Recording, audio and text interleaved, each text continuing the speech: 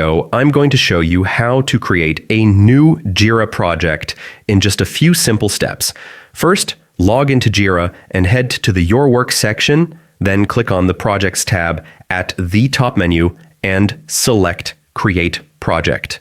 You'll be asked to choose a project type, such as software development, service management, or work management. So for this walkthrough, let's go with software development.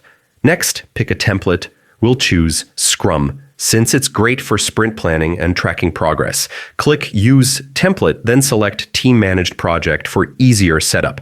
Now give your project a meaningful name, assign a short project key, and set the access level, whether private, limited, or open, depending on your team's needs. Once everything looks good, hit Next, and your project will be created instantly. From here, you can invite team members, assign tasks, and start managing your workflows effectively. Today's video